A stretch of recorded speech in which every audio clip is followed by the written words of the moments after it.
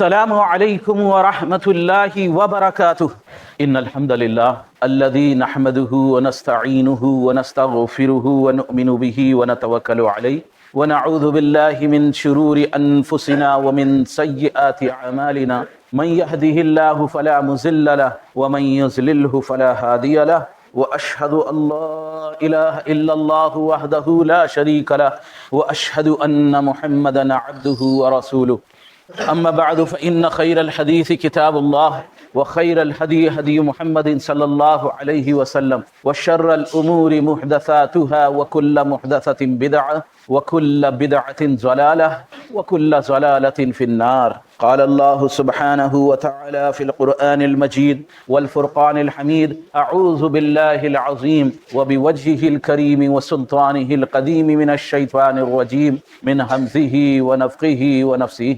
يا أيها الذين آمنوا كتب عليكم الصيام كما كتب على الذين من قبلكم لعلكم تتقون. اللہ سبحانہ وتعالیٰ کی حمد و ثنا، اس کی بڑائی، اس کی عظمت، اس کی کبریائی یقینی طور پر جتنی بیان کی جائے وہ کم ہے. بلا شبہ ساری کائنات کا پالنہار، سب کو روزی دینے والا، سب کی مشکلوں کو دور کر دینے والا ایک اکیلا بادشاہ، ایک اکیلا رب اللہ سبحانہ وتعالیٰ ہی ہے. یقینی طور پر وہی کھلاتا ہے، وہی پلاتا ہے اور وہی ہدایت عطا فرماتا ہے. بلا شبہ بے شمار درود و سلام ہوں تمام انبیاء علیہ السلام پر، اور خصوصاً اللہ کے آخری نبی جناب محمد الرسول اللہ پر، اور آپ کے گھر والوں پر، اور آپ کے ساتھیوں پر، اور آپ کی پیروی کرنے والوں پر، جو حق کے ساتھ آپ کی پیروی کرنے والے ہوں ان پر تا قیامت تک. یہ رمضان المبارک کا مہینہ یہ اللہ کی نعمتوں میں سے ایک نعمت ہے. اللہ سبحانہ وتعالیٰ نے پورے کلام پاک میں صرف سورہ بقرہ کے ایک رکوع کے اندر روزے کا ذکر فرمایا ہے، اور روزے کے تعلق سے باتیں اس کے اندر ذکر کی ہیں. اور یہ اسلام کے 5 فرائض جن کے بنا ایک مومن، ایک مسلمان نہیں ہو سکتا ہے. ایک مسلمان جس کے لیے ضروری ہے کہ وہ ان 5 فرائض میں سے نماز کے ساتھ ساتھ روزے کا بھی پابند ہو، تو یہ بہت زیادہ اہمیت کا حامل ہے. اللہ سبحانہ وتعالیٰ نے ان روزوں کے رکھنے، اس مہینے کے گزارنے کا مقصد بیان فرمایا ہے کہ تم سے پہلے کی قوموں پر یہ روزے فرض کیے گئے تھے، ان پر بھی جو بھی قوم گزری ہے ہر قوم کے اندر روزے تھے کسی نہ کسی شکل میں، جو بھی اس کی شکل رہی ہو، لیکن یہ امت محمدیہ صلی اللہ علیہ وسلم پر فرض کیے گئے ہیں. تو اس کا مقصد خالصاً یہ کہ تمہارے اندر تقوی پیدا ہو جائے، لعلکم تتقون، تاکہ تم ڈرنے والے بن جاؤ، اللہ سے خوف کھانے والے بن جاؤ. اور روزے کے تعلق سے باتیں بیان کر کے اللہ سبحانہ وتعالیٰ فرما رہا ہے کذالک یبین اللہ آیاتہ للناس. اس طرح اللہ سبحانہ وتعالیٰ لوگوں پر باتوں کو کھول کھول کر واضح کر کے بیان کرتا ہے. کذالک یبین اللہ آیاتہ للناس لعلہم یتقون، تاکہ وہ ڈرنے والے بن جائیں، تاکہ ان کے اندر اللہ کا تقوی، اللہ کا خوف جو مطلوب ہے وہ آ جائے. کیونکہ ساری عبادت کا مغز تقوی ہی ہے. تقوی ہی ہے جو انسان کو اندھیروں سے نکالنے والا ہے. تقوی ہی ہے جو گناہوں کی دلدل میں سے انسان کو کھینچ لینے والا ہے. تقوی ہی ہے جو کل آخرت میں انسان کے کام آنے والا ہے. دنیا کے اندر گناہوں سے بچنے میں یہ تقوی ہی کام آنے والا ہے. تو تقوی کی بہت زیادہ اہمیت ہے. اصل چاہت کیا ہے کہ ان ساری عبادت کا مطلب کہ تمہارے اندر تقوی پیدا ہو جائے، کہ تمہارے اندر اللہ کا خوف پیدا ہو جائے. تو جہاں یہ مہینہ اللہ کی عبادت کے اندر اپنے آپ کو کھپانے کا ہے، اپنے آپ کو لگانے کا ہے، اپنے آپ کو، اپنی عبادت کو پہلے دنوں کے مقابلے میں بڑھا دینے کا ہے. اس مہینے کے اندر مومن کا اجر بڑھا دیا جاتا ہے، اس کے اجر و ثواب کو بڑھا دیا جاتا ہے، اس کی روزی بڑھا دی جاتی ہے. کہنے کو تو دن بھر انسان بھوکا رہتا ہے، لیکن رمضان المبارک کے مہینے میں انسان وہ کھاتا ہے جو پورے سال نہیں کھاتا. انسان کی خوراک اتنی ہوتی ہے جو پورے سال میں عام دنوں میں نہیں ہوتی. انسان وہ نعمتوں کا وہ سامنا کرتا ہے، وہ نعمتیں اس کے سامنے آتی ہیں، اور وہ اتنا کھاتا ہے جتنا پورے سال نہیں کھاتا. کہنے کو تو انسان جو ہے بھوکا رہتا ہے صبح سے شام تک، لیکن اللہ کی بہت نعمتیں ہمارے دسترخوان پر ہوتی ہیں. بس ہم اس کی شکر گزار نہیں ہیں، ہم اس کی شکر گزاری نہیں کرتے، ہم اس کی قدردانی نہیں کرتے. ان نعمتوں کو حقیقتاً ہم سمجھتے نہیں ہیں کہ اللہ نے کیا کیا ہمیں عطا فرما رکھا ہے. کتنی چیزیں ہم پر حلال کر رکھی ہیں، کیا کیا چیزیں اللہ نے، کتنی نعمتیں طرح طرح کی ہمیں عطا کر رکھی. اصل بات یہ ہے کہ ہم اگر اللہ سے ڈریں تو اس کے شکر گزار بنیں. تو جہاں یہ مہینہ روزے کا مہینہ ہے، وہیں عبادت کو بھی اس کے اندر بڑھا دینے کا مہینہ ہے کہ انسان کے معمول کے اعتبار سے ایسا نہیں ہے کہ کسی دن انسان بہت ساری، آج جو ہے ہم نماز پڑھ لیں گے، یہ بہت سارا قرآن کی تلاوت کر لیں گے، بہت زیادہ اللہ کا ذکر کر لیں گے، ایسا نہیں ہوتا. بلکہ اس کام کو ہمیں ڈیوائیڈ کر دینا چاہیے، اس کام کو ہمیں بانٹ دینا چاہیے تاکہ ہمارے لیے عبادت کا کرنا آسان ہو جائے. ہر نماز جو ہم پڑھتے ہیں اس نماز کے اندر، فرض نماز کے ہم اہتمام کرتے ہیں، اس فرض نماز کے ساتھ ساتھ جو عام دنوں میں جو ہماری سنتیں اور نوافل کا ہم جو اہتمام کرتے ہیں، ان کے ساتھ کم از کم 2 رکعت اور پڑھا، ان کے ساتھ کم از کم، کہ رمضان کا مہینہ ہے، زیادہ عبادت کرنی چاہیے، زیادہ اللہ کی طرف رجوع ہونا چاہیے، 2 رکعت اپنی اور بڑھا دیں. روزانہ کا ہمارا معمول ہے پاؤ سپارہ، آدھا سپارہ پڑھنے کا، تو رمضان المبارک کا مہینہ ہے، ہم اپنی تلاوت کو تھوڑا اور بڑھا دیں، اس کو ڈبل کر دیں، کوشش کریں کہ اس کو ڈبل کر لیں. عام دنوں میں صرف تلاوت کرتے ہیں، اس ماہ مبارک کے اندر تلاوت کے ساتھ ساتھ ترجمے کا، اس کی تفسیر کا، اس کے اوپر بھی توجہ فرمائیں، کیونکہ قرآن سمجھنے کے لیے ہے، غور کرنے کے لیے. لیکن امت کے بہت سارے لوگ ہیں جو قرآن سیکھ رہے ہیں یا قرآن کے ترجمے اور تفسیر کی کلاسوں میں جاتے ہیں، باقاعدہ ان کا اہتمام کرتے ہیں، لیکن معاملہ یہ ہے کہ جب تفسیر اور ترجمے کی طرف دھیان اور توجہ ہوتی ہے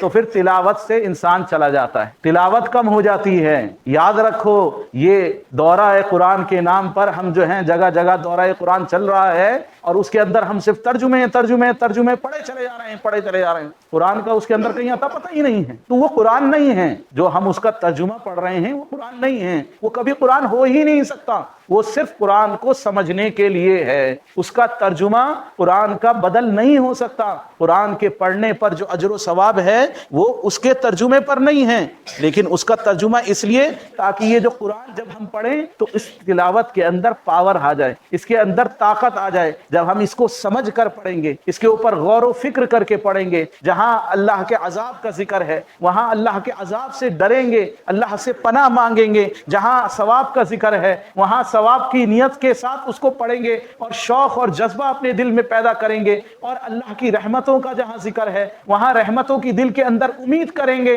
جہاں اللہ کے عذاب کا ذکر ہے وہاں ہم اللہ کے عذاب سے ڈریں گے. جہاں اللہ سبحانہ و تعالیٰ کی بڑائی کا، اس کی عظمت کا ذکر ہے وہاں دلوں میں ہمارے اللہ کی عظمت آنی چاہیے. جہاں اللہ کی قدرت کا ذکر ہے وہاں ہمارے دلوں میں اللہ کی قدرت، اس کی پاکی، اس کی عظمت، اس کی بڑائی ہمارے دلوں میں اترنی چاہیے. جو قرآن پڑھ کر جو دل پر اثرات ہونے چاہیے، اس اثرات کے حاصل کرنے کے لیے اس کا ترجمہ ہے کہ ہم اس کو ترجمے کے ساتھ پڑھیں تاکہ ہم اس کو سمجھیں. لیکن ترجمہ کافی نہیں ہے. یہ نہیں سمجھیں کہ ہم نے ترجمہ پڑھ لیا، قرآن پڑھ لیا، ہو گیا قرآن. نہیں، اس کی تلاوت ضروری ہے، اس کے تلاوت کا اہتمام ضروری ہے. روزانہ ہمارا معمول ہو، جہاں اس کی ایسا بھی نہیں ہے کہ صرف تلاوت ہی تلاوت پڑھے چلے جا رہے ہیں، کرے چلے جا رہے ہیں اور ہمیں پتہ ہی نہیں کیا پڑھ رہے ہیں، ہمارے دل پر کوئی اثر ہی نہیں ہو رہا. قرآن کا تو یہ ہے کہ قرآن جب قرآن مومنین کے سامنے پڑھا جاتا ہے، اللہ سبحانہ وتعالیٰ سورہ انفال میں بیان فرما رہا ہے، انما المؤمنون اذا ذکر اللہ وجلت قلوبهم. جب ان کے سامنے اللہ کا ذکر کیا جاتا ہے، اللہ کی آیتوں کی تلاوت کی جاتی ہے، جب ان کے سامنے قرآن پڑھا جاتا ہے، جب ان کے سامنے اللہ کی عظمت کو بیان کیا جاتا ہے، اللہ کے عذاب کو بیان کیا جاتا ہے، وجلت قلوبهم واذا تلیت علیہم آیاتہ زادتہم ایمانا. تو ان کے دل کانپ اٹھتے ہیں، ان کے ایمان اور ان کا ایمان کا لیول بڑھ جاتا ہے. قرآن پڑھنے کی وجہ سے ان کا ایمان کا لیول بڑھ جاتا ہے. تو وہ کیفیت پیدا ہو، اس کے لیے ترجمہ ہے، اور اس کے لیے بہت ضروری ہے کہ ہم اپنے روزانہ کے معمول میں سے صرف رمضان المبارک کے مہینے میں نہیں بلکہ پورے سال ہمارا یہ کوشش ہونی چاہیے کہ ہم پورے سال قرآن کو اس کے ترجمے کے ساتھ سمجھ کر، اس کے اوپر غور و فکر کر کے، اور وہ ترجمہ، وہ تفسیر جو سلف سے ہے، یعنی جس ترجمہ اور تفسیر کو صحابہ اور تابعین کے منہج کے مطابق بیان کیا گیا ہے۔ آج امت کے اندر اختلاف ہے، انتشار ہے، ہر ایک آدمی اپنی اپنی کہہ رہا ہے، ہر آدمی اپنی اپنی کہہ رہا ہے، بہت زیادہ اختلاف ہے، اور ہر آدمی کی دلیل کیا ہوتی ہے؟ وہی قرآن، وہی حدیث۔ وہ بھی قرآن کا نام لے رہا ہے اور قرآن کی آیتیں پڑھ رہا ہے، وہ بھی حدیث پڑھ رہا ہے، لیکن کمی کس چیز کی ہے؟ کمی کس چیز کی ہے؟ اتباع الکتاب والسنہ علی سلفی، علی اتباع الکتاب والسنہ علی منہج سلف الامہ۔ امت کے سلف جو پچھلے لوگ ہیں، جنہوں نے براہ راست قرآن کو اللہ کے رسول صلی اللہ علیہ وسلم سے سیکھا۔ اللہ کے رسول صلی اللہ علیہ وسلم پر یہ کتاب نازل ہوئی ہے، یہ قرآن نازل ہوا ہے۔ رسول اللہ صلی اللہ علیہ وسلم نے قرآن سکھایا صحابہ کو۔ عبداللہ ابن مسعود کہتے ہیں کہ ہم رسول اللہ صلی اللہ علیہ وسلم ہمیں قرآن سکھاتے، ہم رسول اللہ صلی اللہ علیہ وسلم سے قرآن سیکھتے اور 10 آیتوں کا علم حاصل کرتے، 10 آیتوں کا علم، 10 آیتیں قرآن کی وہ یاد کر لیتے۔ جب تک ان آیتوں کے تعلق سے ان کا کیا مفہوم ہے، ان سے اللہ سبحانہ وتعالیٰ کیا چاہ رہا ہے، اس کا مفہوم کیا ہے، اس کا مطلب کیا ہے، اس کا ترجمہ، اس کی تفسیر، اس کی آیت کے نزول کے بارے میں، اور یہ کہ ان آیتوں کی تلاوت کے تعلق سے جب ہمیں پورا علم ہو جاتا تو پھر ہم آگے بڑھتے۔ اس طرح ہم نے رسول اللہ صلی اللہ علیہ وسلم سے قرآن سیکھا ہے۔ تو قرآن صرف لفظی الفاظ بھی نہیں ہے اور صرف ترجمہ بھی نہیں ہے۔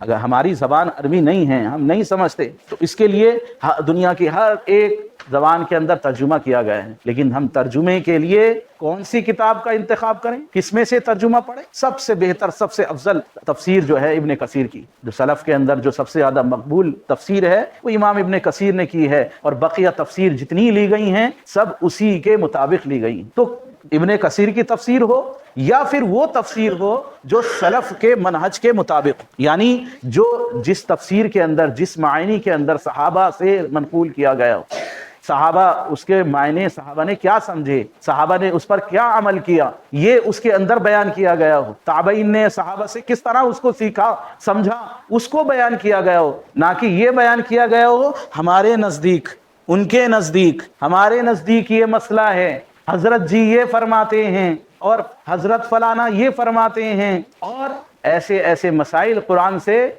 ہم نے نکالے ہیں آج کے 14ویں صدی کے مولویوں نے، کہ وہ قرآن کے وہ مسائل سلف میں تو کیا، سلف کے بعد کے 600 سالوں تک کسی کی سمجھ میں نہیں آئے، یعنی 1400 سال تک وہ کسی کی سمجھ میں نہیں آئے، لیکن 1400 سال بعد حضرت جی کی سمجھ میں آیا کہ لوگ قرآن سے یہ بھی ہمیں پتہ چلتا ہے کہ ہمیں عید میلاد النبی پر جھنڈا لگانا چاہیے اور جلوس لگانا چاہیے، اور عید میلاد النبی کی خوشی منانی چاہیے، اور یہ فاتحہ خوانی، یہ قبر پر چادر چڑھانا ہے، یہ سب کچھ قرآن سے نکالا جاتا ہے۔ کہتے ہیں دیکھو جی، ایاک واستعینوا بالصبر والصلاۃ، واستعینوا بالصبر والصلاۃ، مانگو اللہ سے مدد، کس سے؟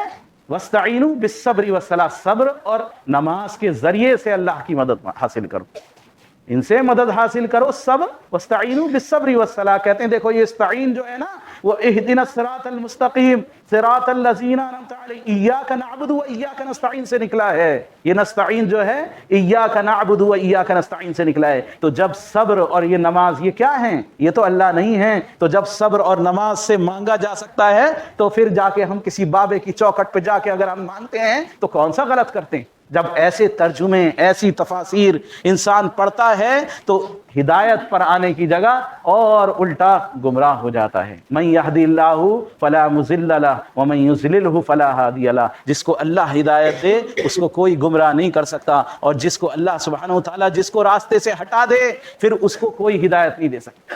تو اللہ سے ہدایت طلب کرو اور پکڑو ساتھ اس کا، کیونکہ اللہ کے رسول صلی اللہ علیہ وسلم نے خبر دی، رسول اللہ صلی اللہ علیہ وسلم نے خبر دی ہے۔ کس چیز کی خبر دی ہے؟ کہ دیکھو من یعشکم من بعدی فسیراکم اختلافا کثیرا، جو میرے بعد زندہ رہے گا وہ بہت زیادہ اختلاف دیکھے، بہت زیادہ امت کے اندر بہت اختلاف آ جائے گا۔ ایک روایت میں ہے کہ 72-73 فرقے امت کے اندر ہو جائیں گے کہ پچھلی امتوں میں 72 71 اور 72 تھے، میری امت میں 73 فرقے ہو جائیں گے، سارے کے سارے جہنم میں جانے والے ہوں گے سوائے ایک کے۔ پوچھا گیا، سوال کیا گیا کہ وہ فرقہ کون سا ہوگا، وہ جماعت کون سی ہوگی جو جنت میں جائے گی؟ تو فرمایا علیکم بسنتی و سنت الخلفاء الراشدین المہدیین، جو آج کے دن پر محاذ الیوم، ایک روایت میں ہے کہ آج کے دن جو میرا حال ہے، یعنی میں جس دین پر میں ہوں، میرے صحابہ جس دین کے فالو کرنے والے ہیں، جس دین پر چلنے والے ہیں، وہ اس منہج کو پکڑنے والے، اس طریقے پر چمٹ جانے والے، اس طریقے پر چپک جانے والے کہ نہیں، ہمیں تو اللہ کے رسول صلی اللہ علیہ وسلم کا طریقہ کافی، اور رسول اللہ صلی اللہ علیہ وسلم کی سنت کو بھی ہم اپنی عقلوں سے نہیں سمجھیں گے، قرآن کو بھی ہم اپنی عقل شریف سے نہیں سمجھیں گے، 14ویں صدی کے مولوی کی عقل سے نہیں سمجھیں گے تو اس کو سلف کے منہج پر، پچھلوں نے جس طرح سمجھا، کیا ان کی سمجھ میں آیا تھا یہ معنی جو آج تم بیان کر رہے ہو؟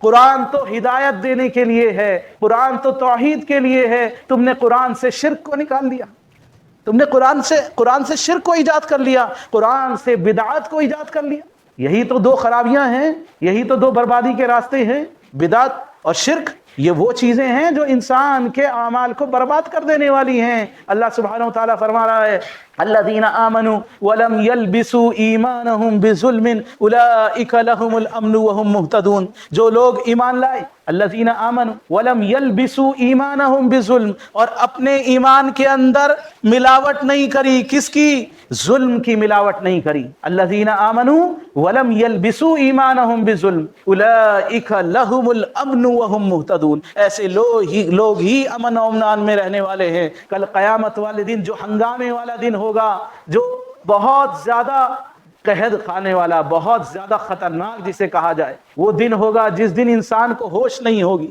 جس دن ہوش نہیں ہوگا، وہ دن جو امن و امان جس کو حاصل ہو جائے گی وہ کامیابی والا ہو۔ تو دنیا میں بھی امن کہ انسان برائیوں سے، شرک سے اور ہر طرح کی خرابی اور بربادی اور فساد سے اپنے آپ کو محفوظ کر لے، بچ جائے دنیا کے اندر عافیت کے ساتھ، اس کی دنیا کی زندگی بھی سکون سے گزر جائے اور مر بھی وہ ایمان پر جائے، اور کل قیامت والے دن بھی امن کے اندر رہے۔ ایسے لوگ وہ ہوں گے جو ایمان کے اندر ظلم کی آمیزش نہیں کرنے والے۔ اولئک لہم الامن وہم مہتدون، یہی لوگ ہدایت پانے والے۔ دوسرے مقام پر فرمایا ان الشرک لظلم عظیم، شرک جو ہے وہ سب سے بڑا ظلم ہے۔ اپنے ایمان میں ظلم کی آمیزش نہیں کرنی ہے۔ کون سا ظلم؟ شرک کیا ہے؟ کہ اللہ کی ذات کے ساتھ کسی کو شریک ٹھہرانا۔ ہم سمجھتے ہیں کہ بس وہ جو پتھر کے بت ہیں صرف انہی کو شریک ٹھہرایا جاتا ہے، نہیں، اس کے ماں سوا بہت ساری چیزیں ہیں جن کو ہم نے شریک ٹھہرا رکھا ہے، جن کو ہم نے بنا رکھا ہے، اپنا سانجی اللہ کے سوا اپنا رب بنا رکھا ہے، سب سے زیادہ تو اپنے نفس کو اپنا رب بنا رکھا ہے۔ اللہ سبحانہ وتعالیٰ قرآن میں فرما رہا ہے ارأیت من اتخذ الہہ ہوا، اے نبی صلی اللہ علیہ وسلم، آپ نہیں دیکھتے کہ یہ آپ ایسے شخص کی سفارش کریں گے جس نے اپنا الہ، اپنی ہوا کو، اپنے نفس کو بنا رکھا ہے، بس خواہشات کی پیروی کرنا، ان کے پیچھے چلنا، من چاہا کرنا، بس جو دل چاہا ہم وہ کریں گے۔ ہم آزاد ہیں؟ ہم آزاد نہیں ہیں، ہم آزاد نہیں ہیں، ہم اللہ کے غلام، ہم اللہ کے بندے ہیں، ہم اللہ کے غلام ہیں۔ اگر ہم نے یہ زندگی اللہ کی فرمانبرداری کے ساتھ گزار لی تو اس کے بعد آنے والی زندگی وہ آزادی کی زندگی، اس کے اندر راحت اور سکون ہے۔ یہ ایام ہیں غور کرنے کے۔ یہ رمضان المبارک جہاں عبادت کی جگہ ہے، وہیں غور و فکر کا بھی مقام ہے، محاسبہ کرنے کی بھی جگہ ہے کہ جیسے انسان سال میں آخر میں کیا کرتا ہے؟ اپنا چٹھا کہتے ہیں باندھتا ہے، سارا ایسیسمنٹ کرتا ہے ٹوٹل کہ میاں کیا کمایا اور کیا گوایا، کیا حاصل کیا اور کیا ہم نے گنوا دیا، ٹوٹل ملا جلا کے گھاٹا نقصان سب گھٹا جمع کر کے آخر میں حاصل کیا ہو۔ تو یہ رمضان المبارک جیسے راستے میں سڑک پر چلتے ہیں، ایک ذرا سا سڑک اونچی ہوئی ہوتی ہے، کیا کہتے ہیں اسے؟ اسپیڈ بریکر، اسپیڈ کو توڑ دیتا ہے۔ کتنی اسپیڈ سے انسان چلا جا رہا ہے اور اسپیڈ بریکر آیا، اب اسپیڈ رکنی پڑے گی ورنہ گاڑی پلٹ جائے گی۔ اب آپ نے بریک کے اوپر پیر رکھنا پڑے گا ورنہ گاڑی پلٹ جائے گی. تو یہ اسپیڈ بریکر ہے زندگی کی. ایک اسپیڈ بریکر بہت بڑا آنے والا ہے جس کے بعد گاڑی سیدھی ٹھک جائے گی, وہ موت ہے. تو اس موت سے پہلے تیاری کرنی ہے. یہ ہلکے ہلکے اسپیڈ بریکر کون سے آتے ہیں؟ یہ زندگی کے اندر ایسے حالات اللہ کی طرف سے آتے ہیں. گھر میں کسی کا انتقال ہو گیا, کوئی بہت زیادہ کسی کے اوپر شدید بیماری پڑ گئی, کوئی بہت زیادہ بڑی مصیبت آ گئی, کوئی کیس آ گیا, کوئی مقدمہ آ گیا, کوئی کسی پریشانی کے اندر گرفتار ہو گیا, کوئی روزگار کے اعتبار سے کسی پریشانی میں آ گیا. یہ کیا ہیں زندگی کے؟ یہ زندگی کے اسپیڈ بریکر ہیں. انسان کو جھٹکا لگتا ہے, جیسے سڑک پر جاتے جاتے اسپیڈ بریکر پر اگر دھیان نہیں کرو تو جھٹکا لگتا ہے. بس یہ حالات جب انسان پر آتے ہیں تو انسان کو جھٹکا لگتا ہے. عقل مند آدمی وہ ہے جو جھٹکے کے وقت اپنی گاڑی کو سنبھال لے. عقل مند آدمی وہ ہے جو جھٹکے کے وقت اپنی گاڑی کو سنبھال لے. تو یہ زندگی کے اسپیڈ بریکر ہیں. انہی ایک اسپیڈ بریکر میں عام حالات کے اندر رمضان المبارک, یہ مہینہ, یہ غور و فکر کرنے کا مہینہ ہے, محاسبہ کرنے کا مہینہ ہے, اللہ کے ساتھ بات کرنے کا مہینہ ہے. اسی لیے اللہ کے رسول صلی اللہ علیہ وسلم اس مہینے کے اندر اعتکاف فرماتے تھے. پردہ ڈال کے بیٹھ گئے, تنہا ہو کے دنیا پوری کی پوری چھوڑ دی, کسی سے کوئی لینا نہیں, کوئی دینا نہیں, مجھے کسی سے کوئی تعلق نہیں ہے, بس میں تنہا ہو گیا. اب حساب کر, ایک دن آنے والا ہے جب تیرے ہاتھ میں نامہ عمل ہوگا, جب تجھے حساب کرنا پڑے گا. اقرأ کتابک کفا بنفسک الیوم علیک حسیبا. اس کتاب کو پڑھ اپنا جو تجھے اعمال نامہ دیا گیا ہے, تیرا ساری بیلنس شیٹ دنیا کی تیرے ہاتھ میں دے دی جائے گی. اقرأ کتابک کفا بنفسک الیوم علیک حسیبا. آج تیرا حساب کتاب کرنے کے لیے تو خود ہی کافی ہے. آج کسی کو کوئی کیلکولیٹر لے کے نہیں بیٹھنے کی ضرورت ہے. خود دیکھ لے اپنا حساب کتاب, خود اپنا جانچ لے کہ دنیا میں نے کیا کیا تھا, سال میں نے اپنا گزارا. تو اس کا حساب کرنے کا ٹائم ہے رمضان, کہ اس سال میں بیٹھ کے ذرا تنہا ہو کے تھوڑی دیر سوچوں تو صحیح. افطار کے وقت دعا کے اندر میں ہاتھ اٹھاؤں, ذرا اپنے رب سے معافی تلافی کروں, تو غور تو کروں اس سال میں نے کتنے لوگوں کی چغلیاں کی ہیں, کتنے لوگوں کی میں نے بیٹھ کے غیبتیں کی ہیں. وہ غیبتوں کی ایسی عادت پڑی ہوئی ہے کہ وہ روزے میں بھی نہیں چھوٹتی, حالانکہ روزے کو برباد کرنے والی ہے, لیکن وہ عادت پڑی ہوئی ہے. تو وہ اس سال میں نے کتنوں کی غیبت اور چغلی کی ہے, اس سال میں نے کتنوں کی عزتیں اچھالی, اس سال میں نے کتنے لوگوں کو کھڑے رسوا کر دیا ہے, اس سال میں نے کیا کیا ہے, کتنے لوگوں کی عزت کے اندر ان کی تار کر دی ہے. ساس ہے, میں نے بہو کے ساتھ کیا اس کا حشر بنایا ہے. مجھے تو چاہیے تھا اس کو بیٹی سے زیادہ مان دیتی, کیونکہ مجھے اللہ کی کل قیامت والے دن منہ دکھانا ہے, لیکن میں نہیں ڈری. بہو ہے تو وہ خوش ہو رہی ہے سن کے مولانا کا بیان, ارے ساس کی خدمت میرے ذمے نہیں. ایک سنا رہی ایک عورت, ساس کی خدمت میرے ذمے نہیں, مولانا بیان کر رہے ہیں. ارے اللہ سے ڈر, اللہ سے ڈر, تو ایمان والی ہے, تو ساس کی خدمت تیرے ذمے نہیں, تجھے تو محلے کی ایک عورت کی خدمت تیرے ذمے ہے. ارے ایک ایمان والا وہ تو خادم ہوتا ہے, اللہ کی خاطر اجر کو حاصل کرنے والا, مومن کے لیے آگے بڑھ کے اس کی خدمت کرنے والا. کیا نہیں سنی وہ حدیث جو اعتکاف کی فضیلت میں اللہ کے رسول صلی اللہ علیہ وسلم آپ کے صحابی حضرت عبداللہ ابن عباس بیان فرما رہے ہیں, رو رہے ہیں اور کہہ رہے ہیں اس صاحب قبر کے تعلق سے, کہ ابھی وہ وقت نہیں گزرا, اس صاحب قبر کی مجھے یاد آ گئی کہ اس صاحب قبر نے مجھ سے یہ بات کہی تھی کہ میں کسی مومن کی خدمت کے لیے چلوں, کسی مسلمان بھائی کی خدمت کے لیے, اس کے کام کو پورے کرنے کے لیے چلوں, اس کی کوشش کروں, اس کے کسی غم میں اس کا ساتھ دے دوں, اس کی کسی پریشانی کو دور کرنے کے لیے چلوں. یہ مجھے اس سے زیادہ قیمتی ہے کہ میں 1 مہینے تک اس مسجد یعنی مسجد نبوی کے اندر میں اعتکاف کروں. اس سے زیادہ اجر کا باعث. آج قیمت معلوم نہیں ہوگی, آج تو پتہ چل رہا ہے کہ وہ ذمہ داری ہماری نہیں, وہ ذمہ داری ہماری نہیں. اسی طرح تو بھاگتے ہیں ہم اپنی ذمہ داریوں سے, اسی طرح بھاگتے ہیں کہ میاں ہماری ذمہ داری تھوڑی ہے, یہ ہم کیوں کریں. مسجد میں مؤذن کرے گا, امام کرے گا, وہ نوکر ہے, ہم کیوں کریں گے. مسجد کی سب بچھائیں گے, ہم کیوں مسجد کی جھاڑو لگائیں, ہمارے ذمہ داری تھوڑی ہے, ہم کیوں کریں گے, یہ کام تو اس کا ہے نا. تو بھائی تم ڈرو اللہ سے. اللہ کے رسول صلی اللہ علیہ وسلم کیا بیان فرما رہے ہیں, جب یہ اعمال نامہ ہمارے ہاتھ میں آئے گا اس وقت قیمت معلوم ہوگی, اس وقت قیمت معلوم ہوگی. آج حساب کر لو, آج سوچ لو, لا یغادر صغیرۃ ولا کبیرۃ الا احصاها الماری هذا الرسول لا یغادر صغیرۃ ولا کبیرۃ الا احصاها. نہ کوئی چھوٹی بات اس کے اندر چھوٹی ہے، نہ کوئی بڑی بات اس کے اندر چھوٹی. کچھ اس کے اندر نہیں چھوٹا. جو میں نے جس کے ساتھ جو کیا تھا، آج وہ سب کچھ اس کے اندر میرے سامنے آ رہا ہے. میری ساری کرتوتیں جو میں نے علل اعلان کی تھیں، میری وہ ساری کرتوتیں جو میں نے چپکے چپکے کی تھیں، اپنے دل میں جتنے بغض پالے تھے، جتنی حسد رکھی تھی، جو کچھ دل کے اندر جتنی بیماریاں کینہ تھی، سب کچھ آج اس اعمال نامے میں سب ریٹرن میں موجود ہے. آج تو اپنی نفس کا خود حساب کر لے. سورہ حاقہ میں اللہ سبحانہ و تعالیٰ نقشہ کھینچ رہا ہے کہ ان نیکوکاروں کو جن کے اعمال نامے دائیں ہاتھ میں ملیں گے، وہ خوشی سے اچھلتے پھریں گے، خوش خرم ہو کے لوگوں کو دکھاتے پھریں گے. فَأَمَّا مَنْ أُوتِيَ كِتَابَهُ بِيَمِينِهِ فَيَقُولُ هَاؤُمُ اقْرَءُوا كِتَابِيَهْ. ارے دیکھو دیکھو دیکھو میری کتاب کو پڑھو، اس کو لوگوں کو خوش خرم ہو کے دکھائے گا. آج بچے کو کوئی ایک ٹرافی کوئی مل جائے، کسی انسان کو کوئی ایوارڈ مل جائے، اس کا بس نہیں چلتا کہ کس طرح اس کو میں اپنے اسٹیٹس میں لگا دوں، کس طرح اس کو سجا دوں. لوگوں کو، سارے محلے والوں کو، سارے علاقے والوں کو، سارے جاننے والوں کو خبر پہنچ جائے کہ میاں مجھے فلانا فلانا راشٹرپتی کا ایوارڈ ملا ہے. لیکن اس دن وہ سب سے زیادہ بہترین اور خوشی کا وہ وقت ہوگا جس کو نامہ اعمال اس کے دائیں ہاتھ میں ملیں گے. ہاؤم اقرءوا کتابیہ انی ظننت انی ملاق حسابیہ. میں نے آج کے لیے پہلے سے تیاری کر لی تھی، میں نے آج کا حساب پہلے سے ہی لگا لیا تھا. آج کا وقت آنے سے پہلے ہی میں نے اپنے عمل کو سدھار لیا تھا، اپنے آپ کو سنوار لیا تھا. میرے پاس وہ موقع تھا.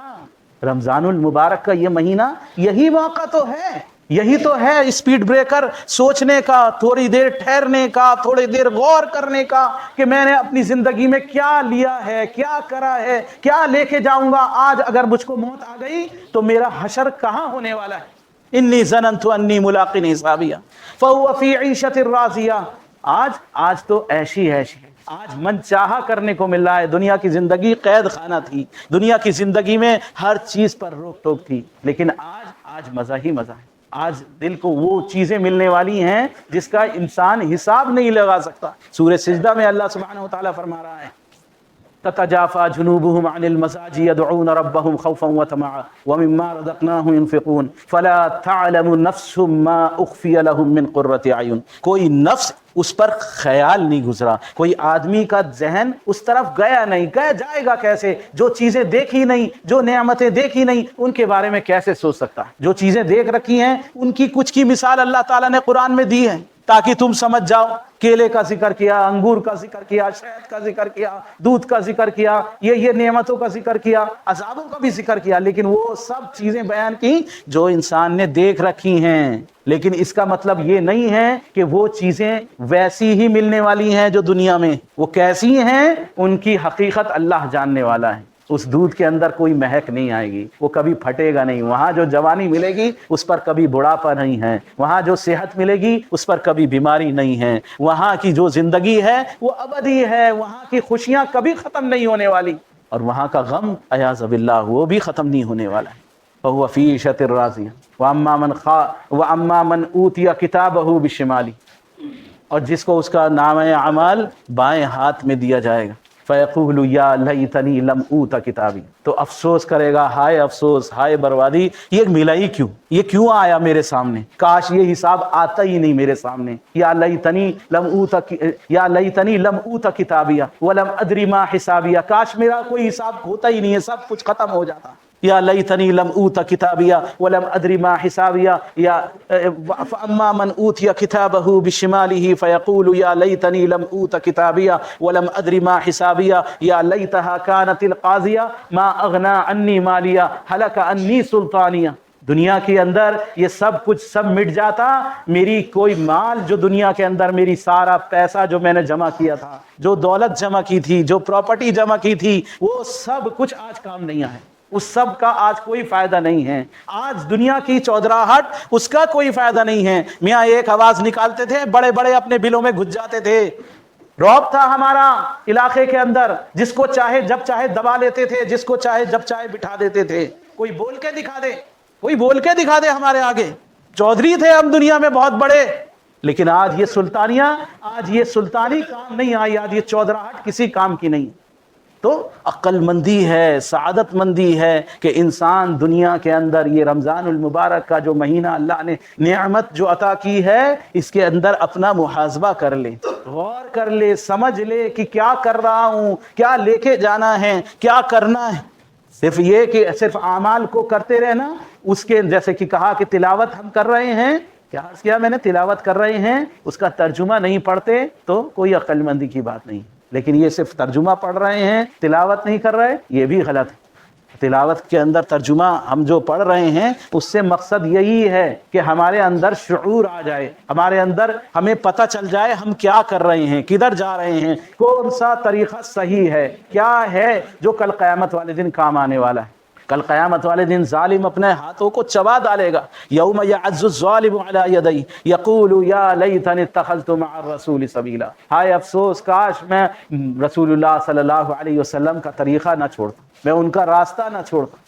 اپنے ہاتھوں کو چبا ڈالے گا، یوم یعض الظالم علی یدیہ یقول یا لیتنی اتخذت مع الرسول سبیلا یا ویلتی لیتنی لم اتخذ فلانا خلیلا، کاش میں نے اس فلانے کو دوست نہ بنایا ہوتا، کاش میں نے فلانے کی اتباع کو اپنے لیے لازم نہ کر لیا ہوتا، اللہ کے رسول صلی اللہ علیہ وسلم کے طریقے کو چھوڑ کر فلانے کے طریقے کو میں نے پکڑ لیا، فلانے کے راستے کو میں نے پکڑ لیا۔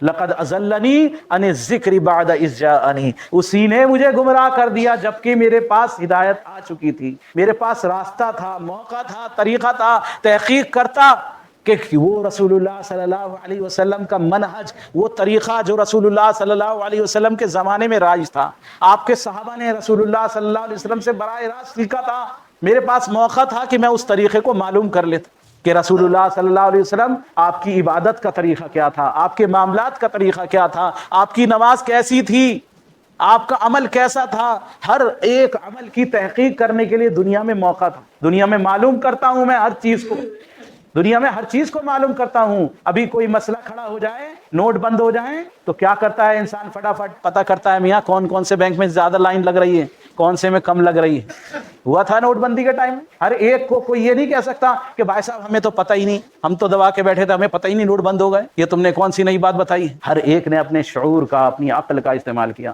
تو آج دنیا کے اندر موقع ہے کہ انسان شعور اور عقل کا استعمال کرے۔ دوسری جگہ پڑھا فرمایا اللہ سبحانہ وتعالی نے، یوم تول وجوہہم فی النار، ان کو منہ کے بل دھکیل کر جہنم کے اندر ڈالا جائے۔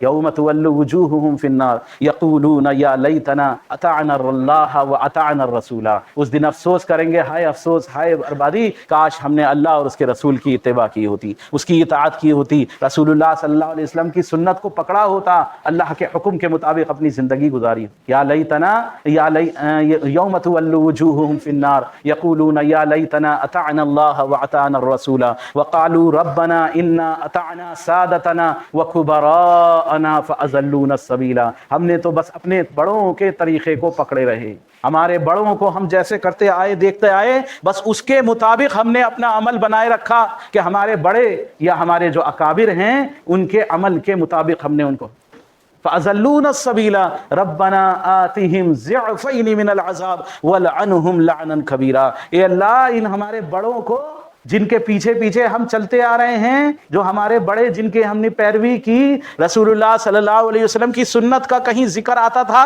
کہتے تھے ٹھیک ہے لیکن ہمارے بڑوں کا طریقہ یہ ہے، ہمارے یہاں یہ رائج ہے، ہمارے یہاں یہ ہوتا ہے، ان کو اے اللہ تو دگنا عذاب دے، ڈبل عذاب دے ان کو، آج ہم پھنسے ہوئے ہیں، آج ان کو ڈبل عذاب دے، وَلْعَنْهُمْ لَعْنًا كَبِيرًا، اور اپنی بڑی لعنت کے اندر، اپنی رحمت سے بڑی پھٹکار کی طرف ان کو ڈال دے۔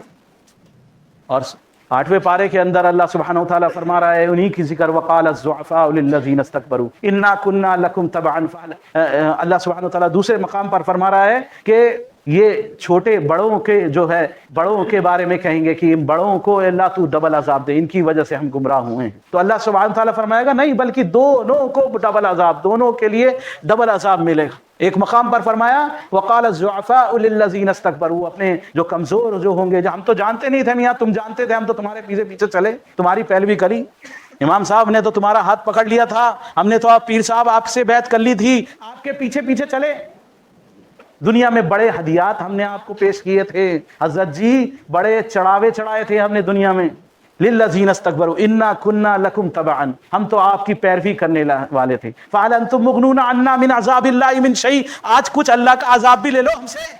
دنیا میں تو بہت ہدیے پکڑے، آج جس مصیبت میں گرفتار ہیں تھوڑا سا عذاب تم بھی لے لو.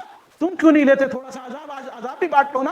ہمارا مال تو فوراً لینے کے لیے آ گئے، تم عذاب کیوں نہیں لیتے؟ فہل انتم مغنون عنا من عذاب اللہ من شیء قالوا لو هدانا الله لهديناكم سواء علينا اجزعنا ام صبرنا ما لنا من محيص. آج دونوں برابر ہیں ہم. آج تم چیخو جواب ملے گا، آج تم چیخو چلاؤ یا صبر کرو، برداشت کرو یا دھم مچاؤ، جو چاہے کر لو. آج برابر ہے، کوئی فرق نہیں پڑنے والا ہے. یہ سب باتیں دنیا کے اندر سوچنے کی تھیں، دنیا کے اندر غور کرنے کی تھیں کہ آخر کیا ہے وہ طریقہ رسول اللہ صلی اللہ علیہ وسلم. تحقیق کرنے کی ضرورت تھی، معلوم کرنے کی ضرورت تھی کہ سلف کا منہج یعنی صحابہ اور تابعین نے براہ راست رسول اللہ صلی اللہ علیہ وسلم سے اس دین کو سیکھا اور محدثین نے اس کو جمع کیا. یہ محدثین اعظام بڑی بڑی ان کی محنتیں ہیں، انہوں نے اس دین کو جمع کیا ہے، ایک ایک چیز کو بال بال جمع کیا ہے. یعنی اللہ کے رسول صلی اللہ علیہ وسلم کس وقت آپ بات کرتے ہوئے، کون سی بات کرتے ہوئے آپ مسکرائے ہیں، کون سی بات کرتے کرتے آپ ٹیک لگائے ہوئے بیٹھے ہیں، آپ سیدھے ہو کر بیٹھ گئے ہیں، کون سی بات تھی کہ رسول اللہ صلی اللہ علیہ وسلم نے ہاتھوں میں ہاتھ ڈال کے کری ہے. ایک ایک بات یعنی انداز بھی ذکر کیا ہے محدثین نے، پوری بات جمع کر لی ہے، پورا طریقہ جمع کر لیا ہے. کوئی ایسی بات نہیں ہے یہ کہنا کہ میاں حدیث تو بہت ہیں، میاں وہ ٹھیک ہے، ایسا ہے ویسا ہے. بھائی حدیث بھی ہے اور حدیث کا منہج بھی موجود ہے، یعنی صحابہ نے اس کو براہ راست کس طرح سمجھا ہے، سب چیزیں موجود ہیں. کوشش کرنے والے کو من جد وجد، جس نے کوشش کی اس نے حاصل کیا. اور فرمایا والذین جاہدوا فینا لنہدینہم سبلنا، جو ہمارے راستے کی کوشش کرتا ہے، ہماری طرف چلتا ہے، لنہدینہم سبلنا، ہم اس کو راہ دکھا دیتے ہیں. تو جو کوشش کرتا ہے وہ حاصل کر لیتا ہے. تو یہ رمضان المبارک کا مہینہ محاسبہ کرنے کا مہینہ ہے، یہ کوشش کرنے کا مہینہ ہے، اپنے آپ سے وعدے کرنے کا مہینہ ہے. جیسے کہ سال کے شروع میں لوگ بہت سارے حساب لگاتے ہیں کہ میاں اس سال سے یہ کام بند کر دوں گا، اس سال سے یہ کام شروع کر دوں گا. کہتے ہیں نیو ایئر ریزولوشن بہت سارے لوگ کرتے ہیں کہ نئے سال کے جو ہے عہد کر رہے ہیں. یہ رمضان بھی عہد کرنے کا مہینہ ہے کہ اب تک یہ کرتا رہا آیا ہوں، اب اس پر سب پر پانی پھیرو. آج تک رشتہ داریاں توڑی ہیں، آج تک لوگوں کا دل دکھایا ہے، آج تک لوگوں کو تکلیف پہنچائی ہے، آج کے بعد میاں یہ سب بند. آج اس مسجد سے باہر میں قدم رکھوں گا تو بس مسجد کے اندر جتنا میں نے کیا تھا اس سے پہلے کی زندگی اور آگے کی زندگی میری دونوں جدا ہے. تو یہ نیت کرنے کا مہینہ ہے، اپنے آپ کو بدلنے کا مہینہ ہے. اگر ہم نے اس میں بدل لیا تو لعلکم تتقون، تم تقوی کو حاصل کر لو گے، جو اس رمضان المبارک کا مقصد ہے. اللہ سبحانہ وتعالی سے دعا ہے کہ اللہ سبحانہ وتعالی ہمیں کما حقہ دین اسلام پر جیسے اس پر عمل کرنا چاہیے، کما حقہ ایسا عمل کرنے والا العالمین ہمیں بنا دے. العالمین ہماری تمام لغزشوں کوتاہیوں کو العالمین تو معاف فرما دے. اے اللہ کما حقہ دین اسلام پر جیسا چلنا چاہیے، جیسے رسول اللہ صلی اللہ علیہ وسلم کی سنتوں سے محبت کرنی چاہیے، العالمین ہمیں ویسی سنتوں کی محبت العالمین مرحمت فرما دے. العالمین دنیا اور آخرت دونوں جہانوں کی تمام پریشانیوں کو العالمین تو ہمارے دور فرما دے. دنیا اور آخرت دونوں جہانوں کی تمام خیر و بھلائیاں نصیب فرما دے. العالمین تمام پریشان حالوں کی پریشانیوں کو دور فرما دے، تمام بیماروں کو شفا عاجلہ کاملہ دائمہ عطا فرما دے. اے رب العالمین جو بے اولاد ہیں انہیں نیک سوال اولاد عطا فرما دے. اے اللہ جو بے روزگار ہیں یا روزی کے کسی مسئلے میں گرفتار ہیں، العالمین اپنے از غیب سے ان کو حلال پاک طیب رزق ہدایت کے ساتھ عطا فرما دے. اے رب العالمین جو کسی بھی طرح کی مصیبت میں گرفتار ہیں، کسی بھی طرح کی پریشانی میں گرفتار ہیں، العالمین ان کی اور ہماری ہر مسئلے کو العالمین تو بخوبی جانتا ہے. اے اللہ سب کے مسئلوں کو صرف اور صرف تو ہی حل کرنے والا ہے. العالمین تو اپنی بارگاہ سے، اپنی رحمت سے العالمین اپنا کرم فرما کر العالمین ہدایت کے ساتھ سب کے مسئلوں کو العالمین حل فرما دے. العالمین سب کو ایمان کی لذت نصیب فرما دے. العالمین اس ماہ مبارک کے اندر کما حقہ جیسے عبادت کرنی چاہیے العالمین اس حق کے مطابق ہم سے عبادت کروا دے. العالمین جو جرجش اور کوتاہی ہم سے ہو العالمین اس پر ہماری پکڑ نہ فرما، العالمین اس پر ہمارا مواخذہ نہ فرما. ہم سب کا خاتمہ العالمین ایمان پر فرما دے. آمین یا رب العالمین. استغفر اللہ لقولی هذا ولسائر المؤمنین من كل ذنب واستغفروا انه كان للأوابین غفورا.